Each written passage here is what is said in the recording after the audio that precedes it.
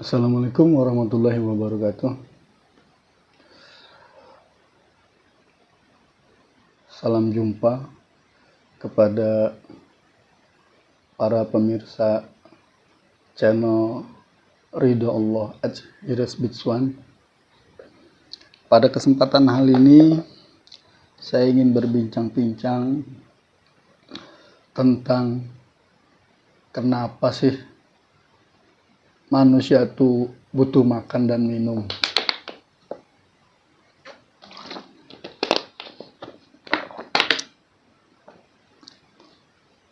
Pemirsa, buat Anda yang sudah berumur 17 tahun ke atas, mungkin pemirsa lupa sudah berapa kali Anda makan sampai di usia 17 tahun.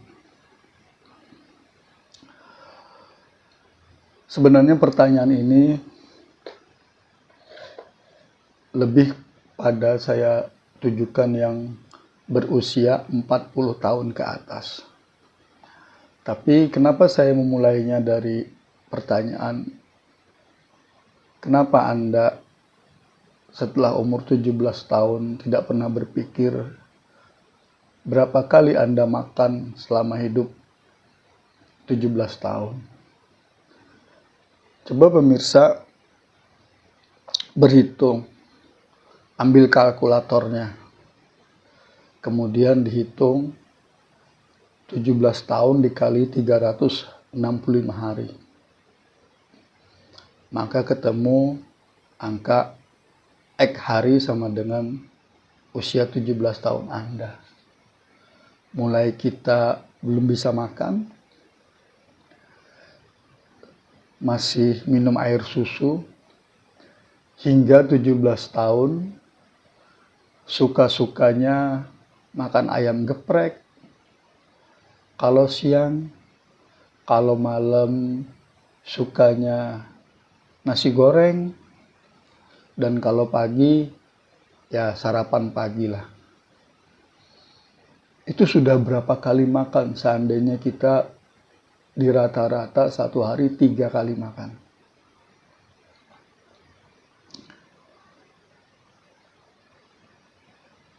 Prolog saya ini adalah ingin menyampaikan bahwa seandainya satu piring makanan sejak kita usia 17 tahun, saya anggap itu semua sudah balik, dalam arti bukan balik secara fisik, tapi juga balik secara bisa mulai berpikir benar dan salah. Artinya benar salah ini tidak mungkin makan makanan yang tidak enak mau dimakan. Mesti yang tidak enak dimakannya terakhir. Dan kalau sudah tidak ada lagi, baru itu yang dimakan. Selama masih ada pilihan makanan yang lebih enak, maka yang lebih enak itulah pasti diminum duluan atau dimakan duluan. Jadi di situ saya mengatakan bahwa berpikir yang terbaik, memilih yang baik, itu sudah bisa dikerjakan oleh manusia yang berumur 17 tahun ke atas. Untuk rata-rata masyarakat negara yang ada di sekitar garis khatulistiwa atau negara tropis. Pemirsa, dalam obrolan kali ini yang ingin saya tekankan adalah berapa banyak nikmat Allah yang sudah diberikan kepada kita, khususnya yang sudah berumur 17 tahun sampai dengan 40 tahun. Kenapa saya mengambil batas usia antara 17 dan 40? Karena disitulah dimulai pencarian jati diri. Siapa saja, di mana saja, apapun latar belakang keadaan orang tersebut, sejak itulah kita dianggap mulai dewasa. Jadi kembali kepada topik yang saya ingin tekankan, 3 kali makan sehari dikali 365 hari dikali 23 tahun. Artinya dari usia 17 ke 40 itu kan 23 tahun ya. Nah, 23 tahun artinya 23 dikali 365 hari dikali 23 kali 365 hari. Nah, itu ketemu jumlah hari dikali 3 kali makan. Kalau yang 4, 5, 6 kali makan saya anggap bonus lah itu. Nah, dan sudah bisa dirata-rata. 1 piring makan sarapan, 1 piring makan siang, 1 piring makan malam. Untuk yang standar 3 kali makan berarti 3 kali 23 kali 365 hari. Ketemu sekian ratus ribu piring. Biar gampang hitungnya standar. Anggap aja kita makan 10.000 kali. Kita bikin murah-murah aja. 1 kali makan nilainya 100 rupiah. Iya kan? 100 rupiah 1 kali makan. Wis, makan murah. 100 rupiah itu pakai ayam, pakai ikan laut atau ikan sungai, pakai sayur, pakai sambal, yang doyan sambal, pakai telur, yang doyan telur ikannya. Itu 1 kali makan 100 rupiah untuk sarapan pagi. Nanti makan siangnya kita jatah 200 rupiah. Itu ditambah minuman manis-manis yang doyan. Kemudian makan malamnya kita tambah lagi 100, makan malamnya 300. Jadi total 1 hari kita makan 600 rupiah. Dikali 10.000. Berarti ada 600.000. Ya. 600.000 selama 23 tahun dari usia kita 17 sampai dengan usia 40 tahun. Mungkin enggak kira-kira saudara, pemirsa, kalau kita makan hanya 600.000, ini biar ilustrasinya gampang. Oh iya, saya kasih tahu juga tadi makan 1 hari 100 rupiah di zaman sekarang. Itu berarti nasinya itu hanya terdiri dari paling banyak 15 butir nasi saja. 15 butir nasi itu kalau kita sekali makan itu ya kurang lebih 1 suap lah. Ya. Jadi sekali makan 1 kali suap itu 100 rupiah.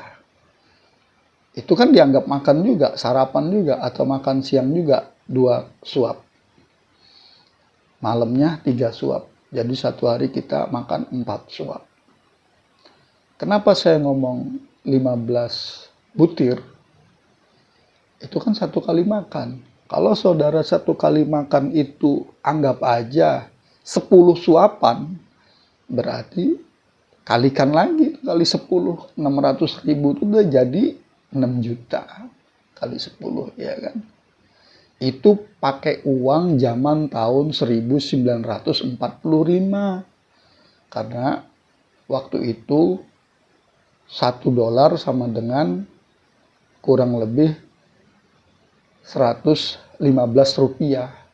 Lah bayangkan pada saat ini $1 sama dengan 16.000.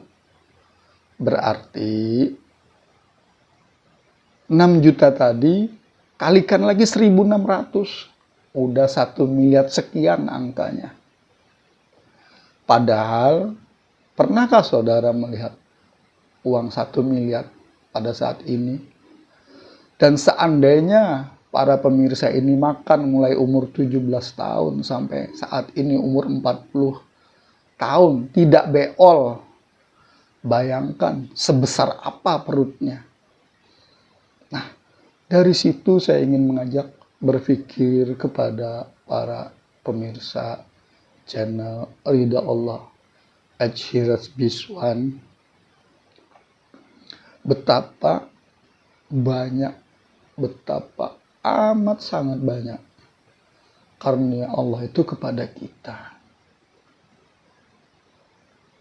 Apa karunia terbesar dari semua itu? Kita dikasih lubang pembuangan yang ada di pantat belakang dan ada yang di depan. Kemaluan, itulah pembuangan.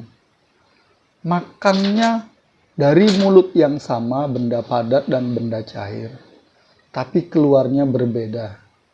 Lewat belakang hanya benda padat kecuali sakit, dan lewat depan hanya cairan.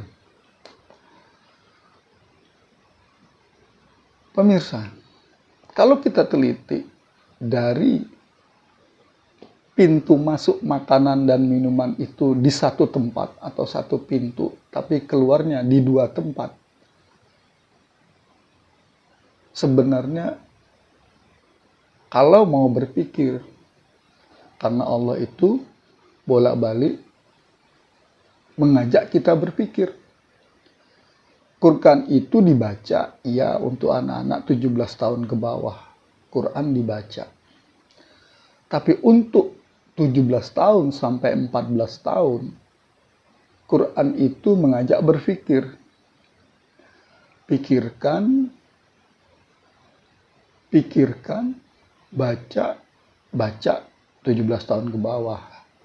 Kalau 17 tahun ke atas, kalimat baca, kita ganti dengan pemahaman yang lebih tinggi sesuai dengan usia dewasa. Pikirkan. Nah, kembali ke topik kita tadi tentang makan dan minum. 23 tahun kita makan dan minum. Itu sebenarnya Allah itu sedang mengajarkan pembukuan kepada kita. Pembukuan apa? Saya tadi berhitung dari sebutir nasi, 1 suapan kurang lebih 15 butir. Saya anggap 100 rupiah sekali sarapan. Makan siang 200 rupiah, makan malam 300 rupiah. 1 suapan sampai 3 suapan. Kalau makannya 1 piring 10 suap, ya dikalikan 10 lagi udah 6 juta, dikalikan 23 tahun. Kita secara tidak langsung sudah dikasih uang 6M sekian. Dan itu ada hitungannya, tapi barangnya sudah tidak ada, alias habis. Karena tiap hari kita nyetorkannya ke bank kakus, bank toilet, bank WC, atau bank urinoir, atau yang lebih populer, bank jamban. Nah, tiap hari kita rutin setor. 1 hari minimal sekali, ada yang 3 hari sekali. Bahkan untuk orang-orang tertentu, dia setor itu seminggu sekali, 1 bulan sekali. Berapa setorannya? Ya yang kita makan tadi, cuman terbagi 2. Kalau kita anggap aja tadi 100 rupiah kita terima, setoran ke belakang itu nilainya 50, setoran ke depan itu 50. Saya ilustrasikan, kalau anggap saja ini pemirsa yang sudah berusia 40 tahun dan punya anak umur 10 tahun. Berarti kan pemirsa menikah di usia 30 ya. Tabungan saudara, tabungan pemirsa, itu diambil. Pemirsa ambil tabungan di bank-bank tadi itu. Dapat bunganya lah, atau dapat dividennya kalau di orang yang berusaha atau perusahaan mengeluarkan dividen, artinya keuntungan dari apa yang kita tabung lewat makanan tadi, pembukuan Allah. Dan sekarang tabungannya sudah 10 tahun. Bayangkan saudara, ketika zaman modern lahir dengan sesar, kemudian lahir dengan operasi sesar, atau lahir dengan normal, beda. Dan biaya makan tadi dikalikan lagi 10. Itu jumlah tabungan para pemirsa. Lihatlah ketika kita mempunyai seorang anak atau keturunan yang umur 10 tahun. Berarti hampir separuh dari 23 tahun perjalanan remaja menjadi dewasa tadi. Kalau 6 miliar, berarti udah 3 miliar tabungannya. Karena punya anak itu tidak mungkin sendiri, mesti berpasangan, berarti pasangannya juga mengeluarkan angka yang sama. 3 miliar juga, berarti anak tadi itu bernilai 6 miliar. Karena separuh tabungan Anda, makanan Anda, dari yang laki maupun yang perempuan, jadi anak. Ya, itulah tabungan. Lah terus, apa gunanya tabungan?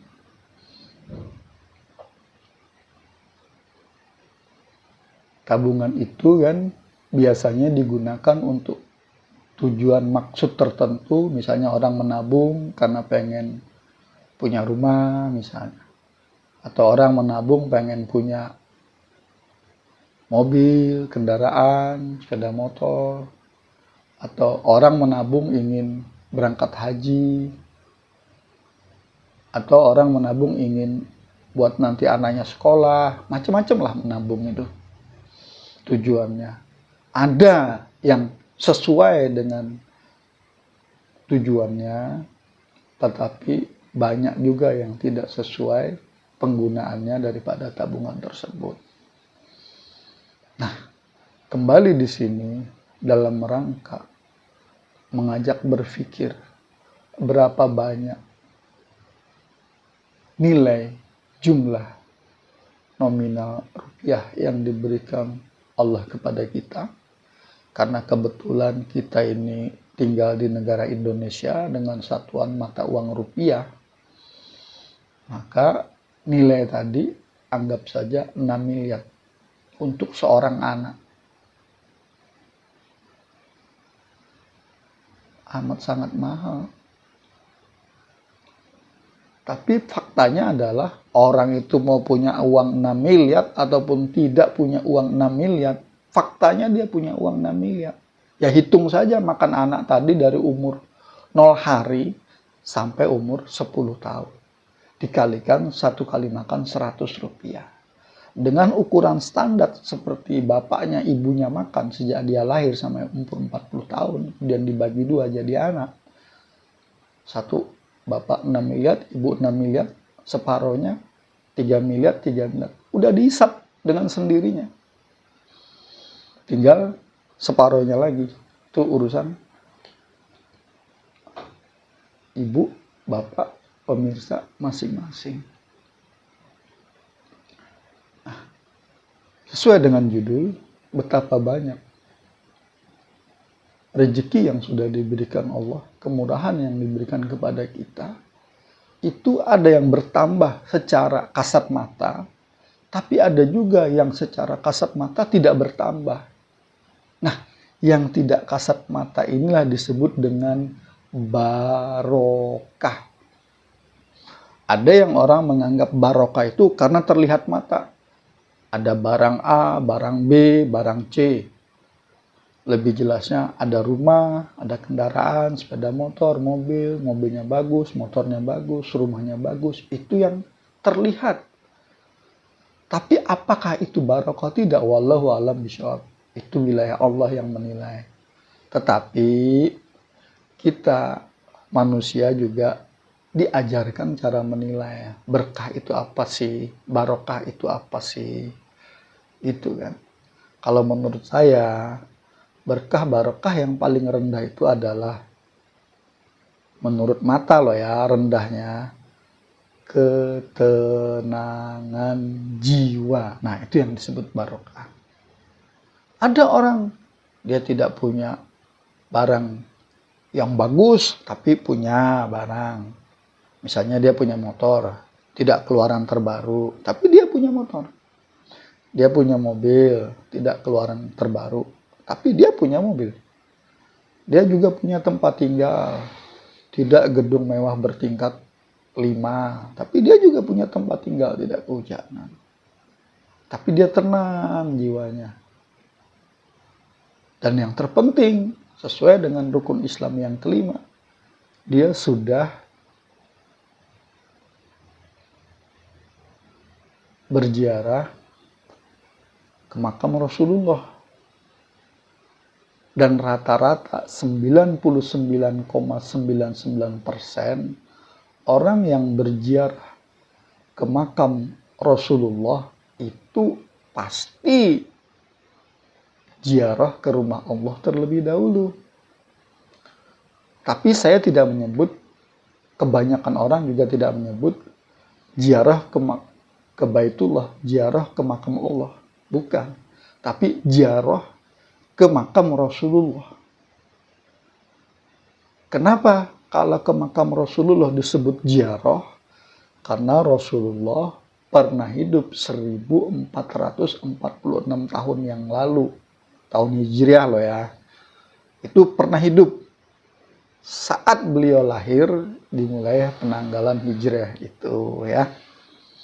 Sementara kalau kita berkunjung, nah bukan ziarah lah ya, berkunjung ke rumah Allah atau ke Baitullah, mesti mau umroh, mau haji, kita akan berkata labbaik Allahumma labbaik, labbaik Allahumma labbaik, labbaik la syarika lak, innal hamda wan ni'mata lakawal mulk, ya la syarika lak. Nah, wan ni'mata, disitulah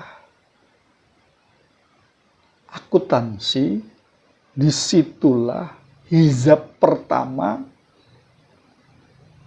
Kalau kita yang biasa perhitungan berdagang itu punya buku 1, buku 2, buku 3, bahkan buku sampai kebutuhan. Nah, di buku 1 itu dicatat, oh iya dia menabung, dia diberi rezeki, dia mendahulukan mengunjungi ke rumahku. Nah, kalau Allah berkata mengunjungi ke rumahku, labbaik Allahumma labbaik, aku datang ya Allah, aku datang. Datang itu kan berarti mengunjungi ke rumahnya.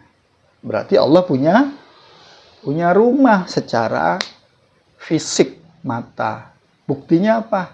Baitullah, artinya rumah Allah. Setelah itu kita mengunjungi makam Rasulullah. Makam itu tempat. Disitulah Kanjeng Nabi bersemayam. Artinya bersemayam, dia masuk loh ya, masuk ke tempat berikutnya setelah di dunia. Pakai bahasa umum, mate. Nah, di orang yang mati, kalau pakai bahasa yang lain, itu dia seperti kita dari satu tempat masuk ke tempat lain lewat pintu. Nah, pintu masuk. Pintu masuk itu bahasa umumnya yang kita kenal di dunia adalah kuburan. Kuburan itu sebenarnya sama dengan pintu. Kenapa disebut kuburan? Karena orang yang sudah mati atau meninggal dibikinkan lubang, dimasuk, digali, dimasukkan, kemudian dikubur. Diuruk lagi tanahnya, kubur itu namanya. Akhirnya disebut pakai bahasa Indonesia kuburan. Kalau pakai bahasa yang lain lagi, namanya bukan kuburan. Beverly Hills katanya. Ternyata pemakaman, ya. Jadi masing-masing tempat punya bahasa. Kembali ke topik kita, berkah barokah dari makanan yang kita makan selama 23 tahun. Dalam Quran, pertama kali Tuhan berkata, dia bilang begini, hamba-hambaku, ada yang aku longgarkan rezekinya dan ada yang aku sempitkan rezekinya. Ayatnya, karena di sini bukan pengasuh pondok pesantren, silahkan dibuka masing-masing, dicari, diketik di Google. Ayat yang mengatakan Tuhan menyuruh hambanya pergi haji. Ketik aja di Google, muncul. Ngapain saya repot-repot ngajarin ya? Ngapain kita repot-repot zaman sekarang yang hafal? Yang penting berpikir aja. Ketik di HP ayat yang mengatakan Allah menyuruh kita pergi haji. Muncul. Surat Al-Hajj, surat Ar-Rum, dan banyak lagi, ada 4 atau 5 kalau nggak salah ya. Kalau nggak benar ya salah kan, ya itu aja. Nah di situ dikatakan ketika orang diberi kelonggaran, dan dia berpikir, saya beli mobil, saya beli rumah, atau saya pergi haji. Kan diberi pilihan tuh. Anggap saja pergi haji sekarang adalah nilainya di 400 juta. Kita punya uang 400 juta, sekarang kita bisa berangkat haji. Iya kan? 400 juta itu kalau dibelikan mobil bisa 10 loh. 10 mobil. Iya, bahkan bisa lebih. Tapi mobil harga 40 jutaan. Iya kan? Tapi kalau dibelikan mobil yang bagus, cuma dapat 1, itu pun bekas. Tapi mobilnya bintang 3, Mercy. Mercy bekas 400 juta itu saudara.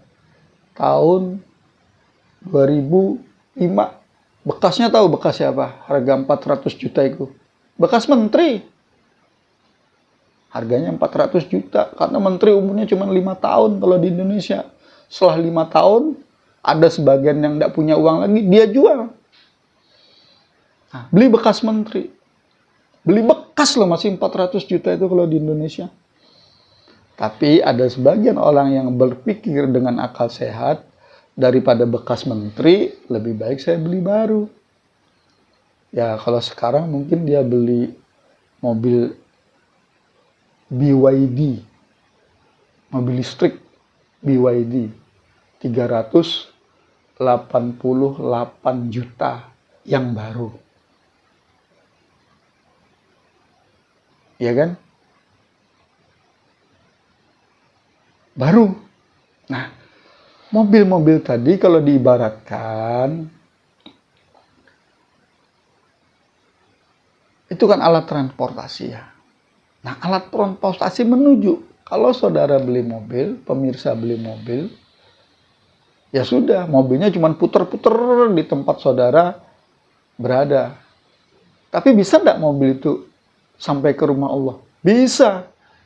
Tapi sampainya di musola sebelah atau di masjid kabupaten.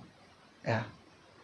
Tapi orang yang berakal sehat, dia punya uang 400 juta, pergi beli tiket pesawat Saudi Arabia atau tiket Garuda, dia berangkat haji.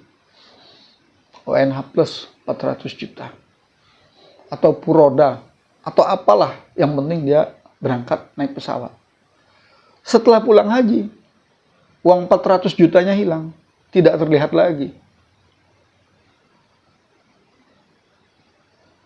Dan beliau orang-orang yang sudah ke rumah Allah, yang mabrur loh ya, artinya yang mabrur ini bukan yang kabur atau mardut, bukan, yang mabrur. Dia tidak mau dipanggil Pak Haji. Karena kalau dipanggil Pak Haji itu berarti dia menganut berpikir feodal zaman Belanda. Orang yang pulang dari tanah suci, orang yang pulang dari Baitullah itu distempeli tahanan politik. Tahanan politik itu karena niatnya menjelekkan umat Islam disebut haji. Jadi haji itu sebenarnya tahanan politiknya Belanda. Ditandain orang ini. Nah, itu bahasa politik. Tapi orang yang memang mencari ridha Allah, dia akan menyembunyikan bagaimana dia sudah datang dari rumah Allah. Maka yang berubah adalah perbuatannya, kesehariannya. Sementara yang dibelikan mobil BYD tadi misalnya, wah kemana-mana semakin gagah ya kan, mobil baru atau mobil second, bekas menteri, Mercy ya kan, kemana-mana pakai Mercy, semakin luar biasa kan dipandang masyarakat. Sementara bapak tadi yang kalau zaman VOC disebut Pak Haji, itu sebenarnya kamu bekas tahanan politik, gerak-geriknya diawasin itu. Nah, tapi buat orang-orang yang warok, ngerti ya warok ya, bukan warok lah ya, warok lain lagi. Kalau warok itu jagoan, jagomen sejati. Nah, kalau ini warok, warok itu ya dia menyembunyikan apa yang sudah dia dapatkan. Nah, kenapa disembunyikan? Saya ilustrasikan khusus untuk yang umur 23 sampai 40. Ya, ring saya ajak berpikir di situ. Kalau saudara bercinta dengan pasangannya, suami istri, saudara tunjuk-tunjukkan ke orang enggak? Kan enggak. Berdua saja kan di kamar. Nah, begitu juga pertemuan dengan Allah. Pertemuan dengan Tuhanmu. Karena dia nyari berkah dan barokah, maka dia sembunyikan dong pertemuannya itu. Hanya diceritakan sebagai pengetahuan, hanya diceritakan sebagai bentuk mengajak atau apa namanya,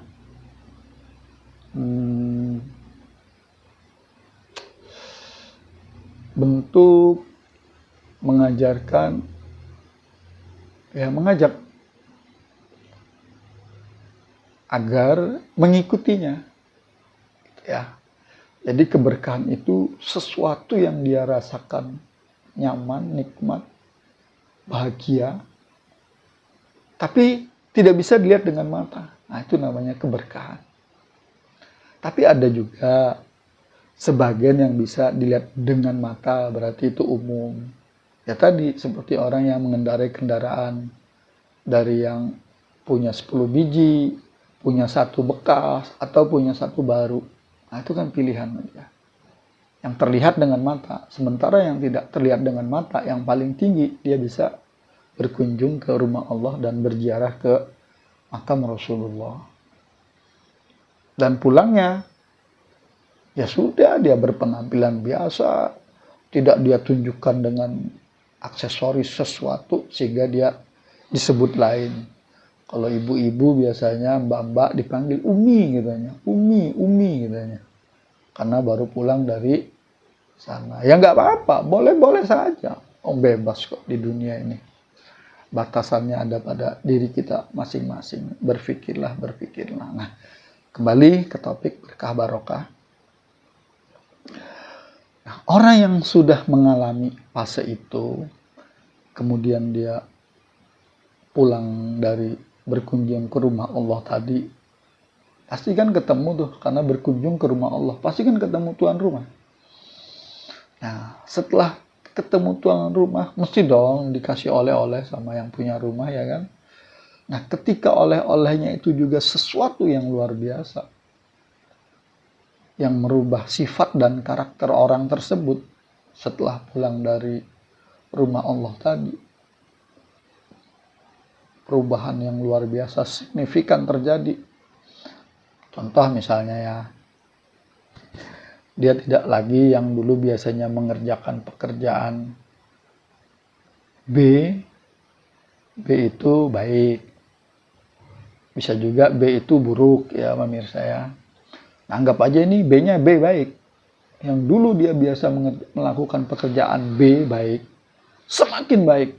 Semakin baik dari ke hari-hari. Semakin baik, semakin baik, semakin baik. Sehingga naik level dia. Tidak sekedar mendapat barokah lagi, tapi mendapatkan kemuliaan dari keberkahannya tadi.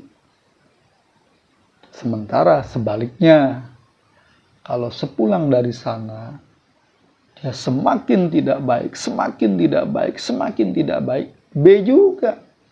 Cuman yang ini B baik, yang ini B buruk.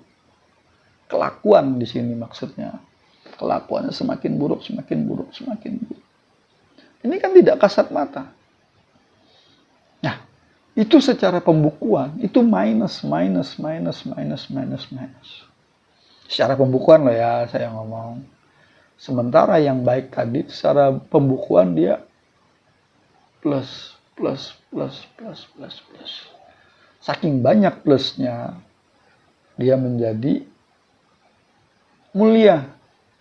Mulia itu contoh misalnya dia dihormati, dia disegani, dia dituakan sama lingkungannya. Nah, itu mendapat kemuliaan. Jadi mulia itu sebuah perlakuan yang dia dapatkan lebih dari orang kebanyakan. Tapi orang kapasitasnya lah ya, manusia yang menilai. Manusia itu yang menilai itu sebenarnya basirunnya Allah, sami'unnya Allah. Kenapa saya bilang basirunnya Allah, sami'unnya Allah? Karena semua perbuatan tadi tidak ada bentuknya. Tidak bisa dilihat bentuknya kayak apa. Bukan tadi bentuk fisik, misalnya mobil jumlahnya 10 atau jumlahnya 1 tapi bekas atau 1 tapi baru. Kan kelihatan fisiknya. Tambah lama kan tambah jelek, semakin tahun tambah jelek, semakin tahun tambah jelek. Kelihatan bentuk fisiknya. Itu yang disebut buruk alias tidak berkah. Tapi kalau yang berkah, baik dan semakin baik, namanya mendapat kemuliaan. Yang melihat siapa kemuliaan ini? Kalau pakai sami'un basirun, bahasanya saya tingkatkan, bukan hanya sekedar melihat dengan mata, tapi dengan mata hati. Tidak hanya melihat, mendengar, tapi mendengar dengan pendengaran hati atau nurani, maka disitulah akan muncul azizun. Nah, aziz, mulia. Nah, inilah orang-orang yang dimuliakan. Yang dimuliakan di mata Allah atau di mata orang kebanyakan. Nah, saya tingkatkan.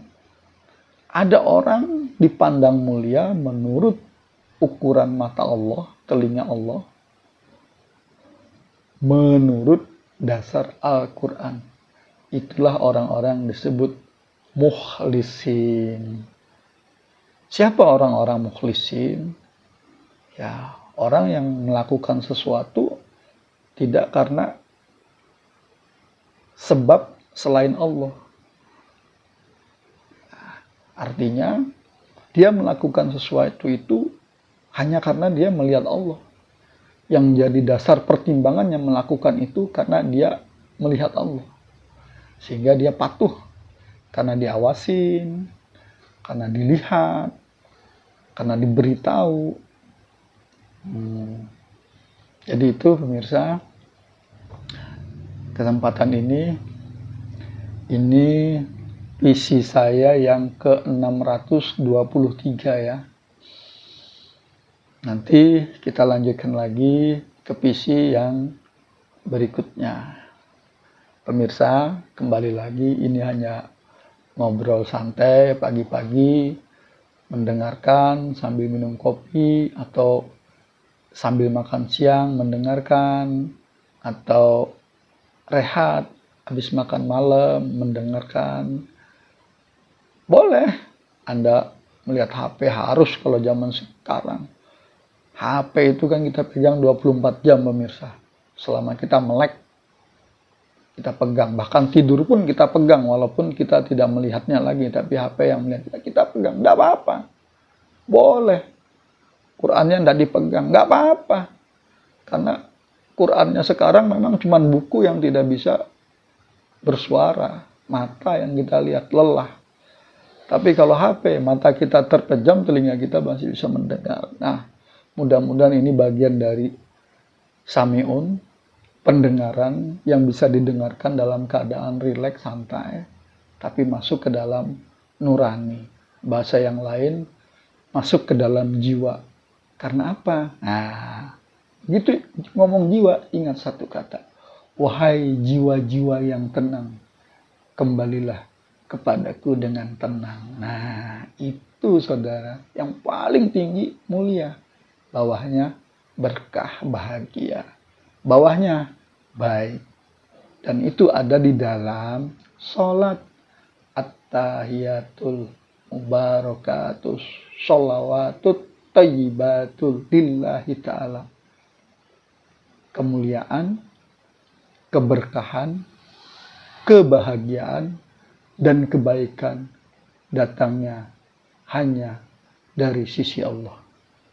Oke pemirsa, kita lanjutkan di PC berikutnya. Ikuti terus channel saya, Ridho Allah @hirasbis. Semoga kita termasuk orang-orang yang selalu jiwa kita, ruhani kita, nurani kita dibimbing, dijaga, diawasi, mendengarkan perintah Allah. Dari taufik wal hidayah, wabil ridho wal inayah. Wassalamualaikum warahmatullahi wabarakatuh. Salam satu nafas.